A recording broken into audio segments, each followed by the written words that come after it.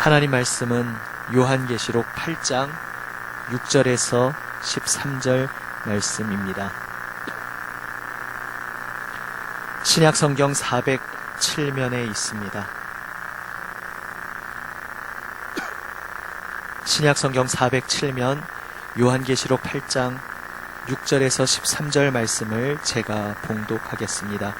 8장 6절부터 제가 읽습니다. 일곱 나팔을 가진 일곱 천사가 나팔 불기를 준비하더라. 첫째 천사가 나팔을 부니 피 섞인 우박과 불이 나와서 땅에 쏟아지매 땅의 3분의 1이 타버리고 수목의 3분의 1도 타버리고 각종 푸른 풀도 타버렸더라. 둘째 천사가 나팔을 부니 불 붙는 큰 산과 같은 것이 바다에 던져지매 바다의 3분의 1이 피가 되고 바다 가운데 생명 가진 피조물들의 3분의 1이 죽고 배들의 3분의 1이 깨지더라. 셋째 천사가 나팔을 부니 횃불같이 타는 큰 별이 하늘에서 떨어져 강들의 3분의 1과 여러 물샘에 떨어지니 이 별 이름은 쓴 쑥이라. 물의 3분의 1이 쓴 쑥이 되매 그 물이 쓴 물이 되므로 많은 사람이 죽더라. 넷째 천사가 나팔을 부니 해 3분의 1과 달 3분의 1과 별들의 3분의 1이 타격을 받아 그 3분의 1이 어두워지니 낮 3분의 1은 비추임이 없고 밤도 그러하더라. 내가 또 보고 들으니 공중에 날아가는 독수리가 큰 소리로 이르되 땅에 사는 자들에게 화가 있으리니 이는 새 천사들이 불어야 할 나팔 소리가 남아 있음이로다 하더라. 아멘. 사실 요한계시록 전체가 그럴 수 있지만 특별히 오늘 이런 본문 같은 경우에는 이 본문 자체에서 무슨 적용점을 찾을까 사실 쉽지는 않은 본문입니다. 그래서 요한계시록 전체의 맥락을 이해해야 하고 또한 요한계시록이 이렇게 표현할 수밖에 없는 성경 전체의 맥락을 이해하면서 우리가 묵상하고 적용해야 할 것입니다. 요한계시록 하면은 일단 두려운 이미지로 많이 다가옵니다. 무언가 세상 종말에 대해서 말하고 있는 것 같고 무언가 심판에 대해서 말하고 있는 것 같고 결국 땅에서 사는 존재로서 우리가 땅이 다 뒤집히고 멸망한다고 하니까 당연히 요한계시록은 무언가 두려운 이미지로 늘 우리에게 다가올 수 있습니다.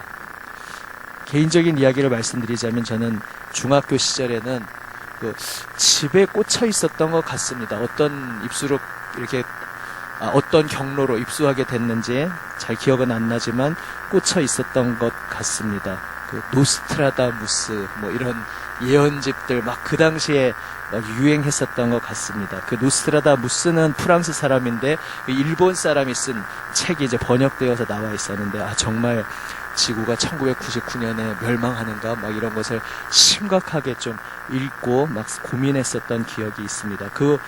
당시에는 교회는 다니고 있었지만 아직 예수님이라는 존재가 정말로 믿어지지는 않고 있었던지 왜냐하면 중학교 그 시절에는 좀 노스트라다무스 예언을 진지하게 읽으면서 공포의 대왕이 내려온다고 하는데 그것을 예수님과 결부시켜서 생각하지 않았던 그런 기억이 있습니다.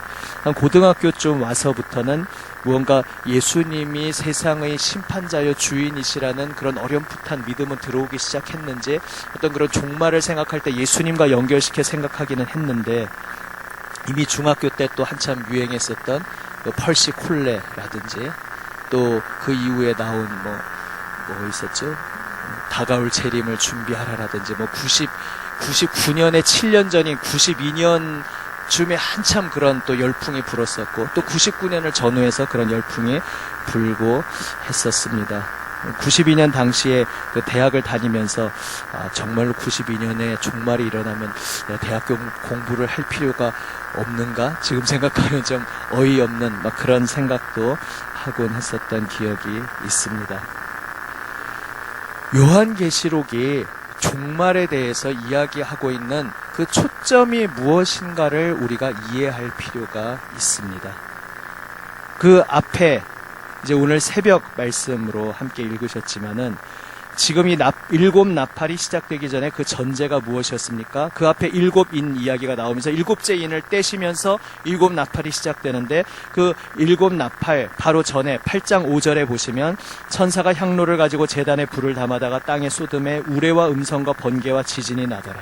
그래서 이 일곱 나팔 앞에 우레와 음성, 번개와 지진, 땅의 모든 것들이 쏟아지면서 그 심판의 이미지가 나오는데 그때 쏟아진 것이 무엇이었는가? 제단에 불을 담아다가 땅에 쏟았는데 그 계기가 된 것이 무엇이었는지 보셔야 합니다. 천사가 향로를 가지고 했는데 그 향로가 무엇이었습니까? 성도의 기도의 향을 받은 향로였습니다. 그래서 오늘 금요일 새벽에 전사님과 함께 나누셨지만은 성도의 기도로 인해 심판이 촉발되고 있습니다. 무슨 이야기입니까? 오늘 이 이미지들 보시면서 성경을 읽으신 분들은 어디서 많이 본 이미지와 연결이 된다 생각하셨을 것입니다. 무슨 이미지들입니까? 출애굽기의 그 10가지 재앙의 그림들이 여기 겹쳐지는 것을 보시게 될 것입니다. 순서는 다르지만 물이 피가 된다든지 흑암이 어두움이 온다든지 또 그러한 여러 불에 불이 떨어져서 막 불태워 버린다든지 이러한 것들은 그 출애굽기 10가지 재앙에서 등장하고 있는 것입니다. 거기에서 그 10가지 재앙의 맥락이 무엇이었습니까? 애굽 백성들에게는 살아계신 하나님, 저 이스라엘 히브리 민족이 섬기는 여호와 하나님이 정말로 온 세상을 주관하시는 하나님이시오. 애굽의 그 많은 신들과 그리고 그 신들의 정점에 서 있는 파라오, 바로 신행세를 하던 그 모든 신들은 다 가짜, 거짓이고 신의 이름으로, 종교의 이름으로 현상 유지를 시키고, 세상에는 두 가지 종교가 있습니다. 현상 유지에 도움을 주고 지배자들의 권력을 공고하게 해주는 종류의 종교가 있고, 또 하나는 학대받고 눌림받는 그 고통받는 이들을 위로하는 종교가 있습니다. 그런데 기독교 역사 속에서는 부끄럽게도 같은 기독교의 이름을 가지고서 두 가지 양쪽의 자리에 다 서는 경우가 있었습니다. 유전에 마르틴 루터 킹 이야기를 말씀드렸습니다만 미국에서 그 흑인들이 핍박받으면서 박해받은 속에 흑인 영가 아시지 않습니까? 흑인들의 그 문화의 기본에는 하나님을 향한 신앙이 있었습니다. 흑인 영가가 발달했다는 것은 그 고통받는 속에서 그들 고유의 가락에 하나님을 찬양하는 가사를 붙이면서 우리가 고난받고 고통받고 있지만 그 모든 것을 믿음으로 해석한 것이죠. 하나님께서 우리를 건져주실 것입니다. 하나님께서 우리를 빛의 세계 로 인도하실 것입니다. 그리고 그 믿음의 동력이 되어서 또한 장차 천국으로도 하나님께서 인도하시지만 그 천국이 이미 이 땅에 임하게 하신 예수 그리스도의 역사를 의지하면서 이 땅에서 우리가 인간으로서 기본적으로 누릴 그 권리를 누리기 위해서 힘차게 전진했던 것이 미국에서 일어났던 흑인 인권 운동이라 할 수 있습니다. 그 뿌리에 믿음이 있었습니다. 그런데 동시에 그때 그들을 핍박하던 백인들도 똑같은 하나님의 이름으로, 예수님의 이름으로 그 핍박과 박해를 했던 것을 보게 됩니다. 애굽에는 그것은 이제 여호와 하나님과는 관계가 없는 종교였지만 라라든지 그런 태양신, 그러한 애굽의 종교가 있었습니다. 그 신들, 많은 고대 종교의 신들이 그러했지만 그 신들은 신의 이름으로 권력자를 비호하고 있는 자, 가진 자들의 편을 들어주는 그러한 신이었습니다. 그러나 여호와 하나님은 출애굽기에서 어떤 하나님으로 나타나십니까? 없는 자, 눌린 자, 고통받는 자와 함께 눈물을 흘리시고 그 한숨을 그 온 가슴으로 받아들이시고 그 한숨의 현장, 그 피눈물의 현장에 뛰어들어오셔서 그 백성을 지키시고 건지시고 구원하여 주셔서 신세계로, 새로운 하늘, 새로운 땅으로 인도하여 주시는 바로 그러한 구원의 하나님의 모습으로 나타나는 것이 바로 여호와 하나님의 이름입니다. 오늘 일곱 나팔 중에 첫 번째 그 앞부분 4개의 나팔 이야기가 나옵니다.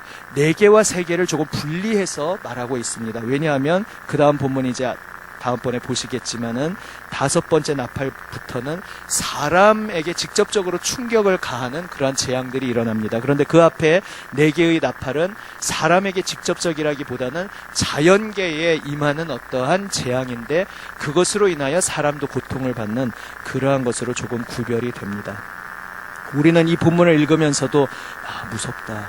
세상에 피할 곳이 없네. 땅도 불이 떨어지고 바다도 뒤집히고 결정적으로 사람이 물을 먹지 못하면 죽는데 그 식수의 근원이 되는 강과 샘 근원이 타격을 입고 그것이 독성을 가지게 되니까 이거에 장차 어떻게 될 일인가. 빛까지도 어두워지고 막 암울한 것을 그리는 것 같습니다. 하지만 지금 그 앞에 성도의 기도에 응답하셔서 지금 하나님이 이 재앙을 쏟아내시고 있다는 맥락을 보시면 어떠한 맥락인 것입니까? 예를 들어서 폭력을 원하고 갈구하자는 것은 아니지만 일제시대 때 그 고통받는 우리 민족의 그 고통과 한숨과 눈물 속에서 갑자기 그 총독부 건물이 갑자기 하늘에서 불이 떨어져서 폭발됐다. 그 중국과 전쟁을 하기 위해서 일본의 군용 열차가 무기를 싣고 달려가는데 갑자기 철길에서 탈선하면서 기차가 전복됐다. 막 이런 소식들이 들려오면 우리 민족으로서는 그 소식을 어떻게 들었습니까?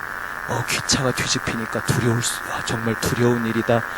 어떻게 하루아침에 갑자기 멀쩡하던 건물이 폭발될까? 정말 무서운 일이다. 이렇게 두려운 소식으로 들은 것이 아니라 무언가 일이 일어나는가 보다. 우리 민족이 다 예수님 믿는 사람은 아니었지만 예를 들어 예수 믿는 사람 입장에서 보자면 그렇지 우리 민족의 눈물과 탄식과 한숨을 이 피눈물을 하나님이 버리지 아니하시고 무언가 직접 손을 대시는구나. 막 이렇게 들떠서 어떤 하나님이 무언가 직접적으로 손을 대시면서 우리를 짓누르는 저 일본 제국을 심판하시는 게 아닌가 이런 이야기를 생각을 하지 않았겠습니까? 일종의 하나의 가상의 상황을 말씀드렸습니다. 오늘 본문을 이해하기 위해서 가상의 상황을 말씀드렸습니다. 지금 나팔 소리가 울려 퍼지면서 피 섞인 우박이 떨어져서 땅에 3분의 1이 타버리고 또 불붙는 큰 산이 떨어져서 바다에 던져지고 그리고 횃불같이 큰 별이 떨어져서 또 강과 물샘 그리하여서 먹을 수 있는 물들이 오염되고 이러한 이야기들이 당시에 그 로마 제국의 핍박을 받으면서 결국은 눈에 보이는 로마 제국이 아니라 하나님을 대적하는 모든 악한 그 세상의 악한 힘에 의해서 언제 죽을지 모르는 살아도 사는 것 같지 않는 그 극심한 핍박과 환난을 당하고 있는 그리스도인들에게 이 요한계시록에 세상이 뒤집힌다는 소식은 무슨 의미로 다가오는 것입니까? 그렇구나. 하나님이 침묵하지 않으시는구나. 지금 이 그리스도인들은 이 세상에 내가 사는 나의 집 이런 개념이 전혀 아닌 것입니다. 나를 짓밟고 나의 피눈물을 쏟아내는 저 원수들의 지붕과 원수들의 잔치상과 원수들의 마당일 뿐입니다. 그런데 하나님이 그 우리를 짓밟던 그 원수들의 마당에 진입해 들어오셔서 아니면 그 제국의 입장에서 보면 난입해 들어오셔서 잔치상을 뒤집어 엎어버리고 그 지붕을 다 철거해버리고 그 건물들을 다 뒤집어 엎어버리기 시작했다. 바로 이것이 나팔 재앙의 의미인 것입니다. 그래서 생각해보면 원래 초대 그리스도인들에게 있어서는 기쁨의 소식으로 다가오는 것이 이 요한계시록인데 물론 사람은 본능적으로 재앙이 일어나면 그냥 사람이 하나님 믿고 예수 믿는 백성도 두려워할 수 있죠. 그래서 이중적인 목적이 있습니다. 이것 의미를 참되게 깨닫는 사람들은 그냥 그저 읽으면서 바로 기뻐할 수 있지만 그런데 실제로 눈앞에서 여러 가지 재앙을 경험하고 있는 사람들은 세상이 어찌 되려고 이렇게 두려운 일이 자꾸 일어날까 하는데 이 계시록을 통해서 그 모든 두려운 일들은 하나님이 친히 행하시고 있는 일이요. 하나님이 이 일을 행하시는 이유는 하나님의 이마의 인침을 받은 그 하나님의 백성들을 두렵게 하고자 하는 것이 아니라 그 인침을 받지 않고 하나님을 거부하고 대적하고 있는 그들을 심판하기 위해서 그들의 잔치상을 뒤엎어버리시는 하나님의 심판의 손길이니 두려워하지 말고 오히려 소망의 노래를 부르며 더욱 언제 이제 내 코앞에 닥쳐서 이 땅에 임하실지 모르는 그 하나님을 두려움 가운데 소망 가운데 경외함으로 간절히 바라고 기다리자라는 것이 바로 요한계시록의 메시지인 것입니다.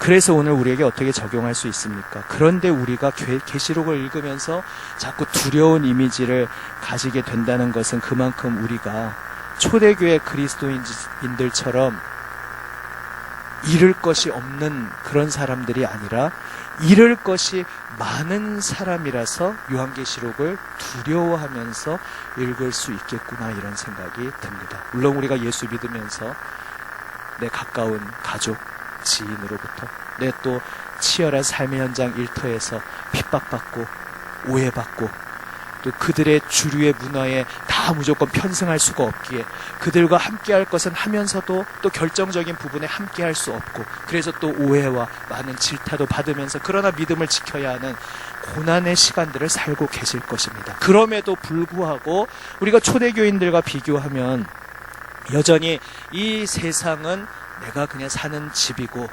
원수들의 잔치상이 아니라 이 세상의 모든 것들은 내가 누리는 잔치상으로 내가 자꾸 생각을 하니까 요한계시록의 이 심판의 이미지가 두려운 것으로 다가올 수 있습니다.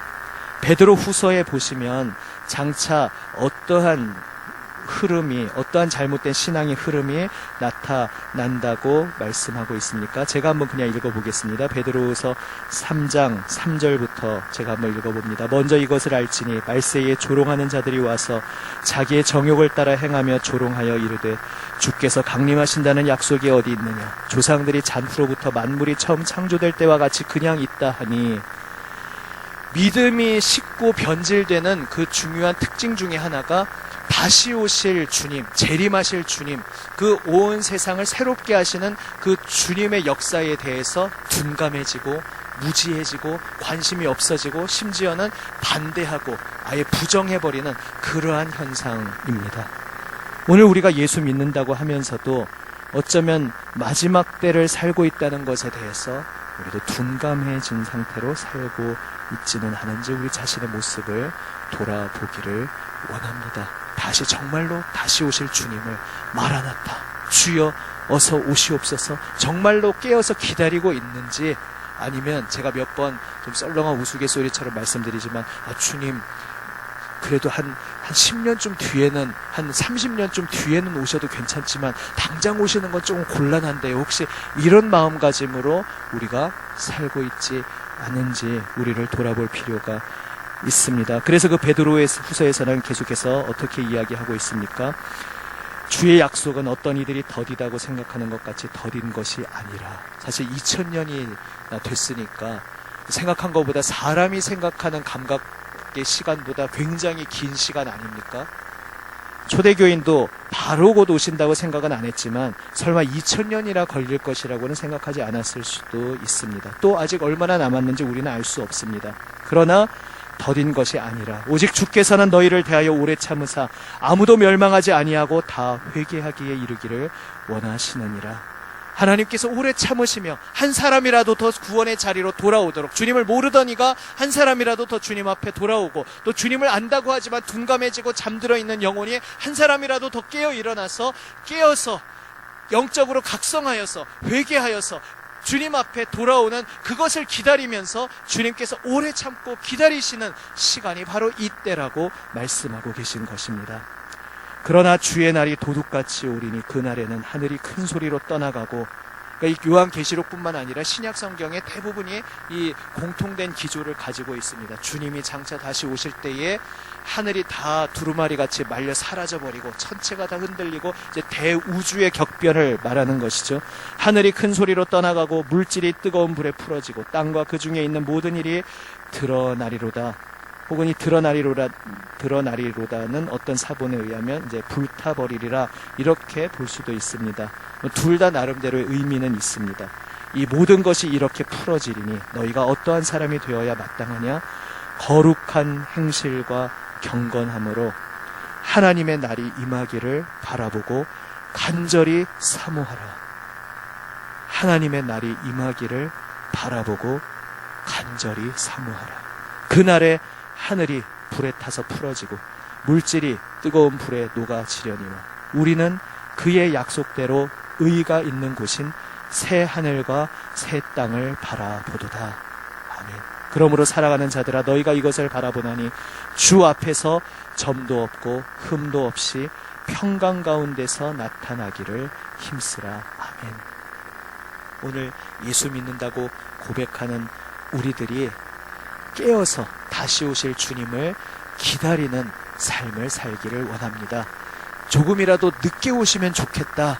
이 하늘과 이 땅과 이것이 나의 잔치상이고 나의 무대라고 생각하는 것이 아니라, 그렇다고 해서 뭐 비관적으로 이게 그러면은 빨리 다 불타 없어질 세상이다 이렇게 생각하자는 것은 물론 아닙니다. 하나님이 지으신 아름다운 세상인데, 그러나 이 첫 세상은 하나님의 심판 가운데에서 새하늘 새 땅으로 완전히 뒤바뀔 세상이라는 것을 바라보면서, 그것은 그저 우주 하늘 땅에 대해서 말하는 것이 아니라 우리가 살고 있는 이 사회, 사람들이 살아가는 삶의 방식에 대한 이야기입니다. 사람들이 살아가는 그 삶의 방식에 같이 부안해동하여서 휩쓸려 가면서 나도 똑같은 방식으로 살아가는 삶이 아니라, 그들의 방식과는 정면으로 거스르는 정반대의 방향, 하나님을 거스르는 세상과는 정반대의 방향, 하나님의 방향으로 살아가면서 하나님이 다시 오실 그날을 깨어서 바라보는 우리 모두가 되시기를 바랍니다. 누가복음도 좀 다른 의미에서 깨어있음, 그리고 물질과의 관계에 있어서 깨어있음에 대해서 특별히 세심하게 말하고 있는 복음서 중에 하나입니다. 그 누가복음 12장에서 예수님께서 비유 말씀하신 것을 기억하실 것입니다. 한 부자가 소출이 풍성해서 이번에는 몇 배의 소출이 나왔는데 이번에 이걸 어떡할까 해서 사람들과 같이 공유할 뭐 이런 생각을 안 하고 창고를 더 몇 배로 확장해서 쌓을 생각을 합니다. 그러한 사람을 향하여 예수님께서 무엇이라 평가하십니까? 자기를 위하여 재물을 쌓아두고 하나님께 대하여 부요하지 못한 자가 이와 같으니라. 그러면서 그 뒤에 무엇을 말씀하십니까? 목숨을 위하여 무엇을 먹을까, 몸을 위하여 무엇을 입을까 염려하지 말라 말씀하시고, 그의 나라를 구하라 말씀하시고, 너희 소유를 팔아 구제하여 낡아지지 아니하는 배낭을 만들라 말씀하시면서 이 땅의 보물을 쌓지 말고 하늘의 보물을 쌓아라 말씀하십니다. 우리가 인생을 살아가면서 누구나 무언가를 이루려고, 무언가를 결실을 거두려고, 무언가를 쌓아두려고 하는 것이 사람의 본능입니다. 그런데 무엇을 쌓느냐가 중요하다는 것입니다. 모든 하나님 모르는 세상 사람들이 그러하듯이 물질을 쌓고 내 명예를 쌓고 내 든든한 지지 기반을 쌓고, 그렇게 함으로써 나의 삶의 그 모든 기반을 구축해가는 그러한 삶은 하나님께 대하여 부요하지 못한 인생이다 주님은 말씀하십니다. 내가 한 인생 단 한 번 허락받은 이 인생 살아가면서 나의 오늘 하루를, 나의 온 인생을 무엇을 위해 쏟아 부을 것인가, 그러한 것들을 붙잡고 쌓기 위해 사는 것이 아니라 하나님께서 나의 삶을 통해 행하고자 하시는 하나님의 목적, 하나님의 역사, 하나님의 그 놀라우신 권능의 일, 그것을 위해 주여 저를 일꾼으로 사용하여 주옵소서, 저를 통로로 도구로 사용하여 주옵소서. 저의 인생을 통하여 제가 오직 바라는 하나는 제 인생 이 마감할 때에 이런 재산을 나름 쌓아서 후손에게 물려주었구나, 뭐 이런 나름대로의 어떤 권력을 누렸구나, 이러한 것들이 아니라 그의 인생을 통하여, 예수님이 그의 인생을 통하여 역사하셨구나, 그렇게 사람들이 고백할 수 있다면 그보다 더 값지고 귀하고 아름다운 인생은 없다는 것입니다. 오늘 7 나팔 중 첫 번째 4개의 나팔 소리 앞에서 이 세상 언젠가 하나님의 심판에 처하게 될, 오늘 이 내용 자체를 사실 자세히 말씀드리지는 못했습니다. 이 하늘에서 떨어지는 것들의 정체가 뭐냐, 초자연적인 것이냐, 아니면은 인간이 스스로 자초한, 예를 들면 뭐 핵무기라든지 이러한 것들, 요한의 시대로서는 그게 뭔지는 모르지만 결국 오늘 우리 시대로 보면은 그러한 것일까, 아니면 이도 저도 아닌 하나의 상징일까, 그 해석에 있어서는 여러 가지 해석의 그 건전한 그 해석의 범주 안에서도 다양한 해석이 있을 수 있습니다. 그러나 분명한 것은 이 세상 처음 예수님 초림하셨을 때부터 모든 종말의 때가 그러하고, 또한 마지막의 때로 점점 갈수록 이 세상이 사람들을 두렵게 하는 많은 재앙의 일들이 일어나는데, 그것에서 우리의 초점은 오직 결국 예수님이 다시 오신다는 여기에 우리의 소망에 초점을 두고, 그리하여 내 모든 삶을 통하여 주님께서 일하시고 주님의 영광이 나타나고 주님의 생명이 내 곁의 사람에게 전해지는, 여기에 초점을 맞추며 살아갈 때에 우리는 마침 이 세상이 사라지고 멸망되는 것을 두려워하고 안타까워하는 인생이 아니라 다시 오실 주님을 애타게 소망하며 기다리며 그 주님께서 오늘 이미 내 삶 속에서 역사하시는 그 일에 쓰임받는 인생으로 살게 될 것입니다. 그렇게 주님 손에 붙들려 쓰임받는 복된 인생으로 살아가시기를 우리 주님의 이름으로 축원합니다. 아멘. 기도하시겠습니다. 아버지 하나님, 초대교인들이 세상이 뒤집히는 이 선언 가운데 먼저는 전초전으로 3분의 1씩 타격을 입는 그 메시지 속에 하나님이 권능을 행사하시는구나, 하나님이 드디어 구원의 손길을 베푸시는구나 기뻐할 수 있었던 것과는 달리 아버지, 오늘 이 시대의 저희 그리스도인들은 주님 어느새 배가 부르고 어느새 이 세상 나의 집으로 생각하고 어느새 주님이 다시 오시기를 깨어서 기다리기보다는 이 땅에서 무언가 손에 잡히는 것을 쌓아가고 추구하는 것에 마음이 초점이 맞추어져 있지 않았는지 저희 자신을 돌아봅니다. 아버지 하나님, 온전히 깨어서 주님의 다시 오심을 기다리는 저희가 되게 하여 주시옵소서. 아버지 하나님, 이 땅에 손에 잡히는 것들을 쌓아가고 추구하는 인생이 아니라 아버지 하나님의 나라와 의를 구하며 나의 인생을 통하여 예수 그리스도의 생명의 역사가 온전히 나타나기를 소망하고 그것을 위하여 온 삶을 주님 앞에 드리는 하나님의 자녀로서 살아가게 하여 주시옵소서. 이 시간 한번 오늘 이 말씀 가운데 나에게 깨닫게 하시는 바 주님 앞에 고백하며 함께 기도하시겠습니다. 기도하겠습니다. 아버지 하나님, 주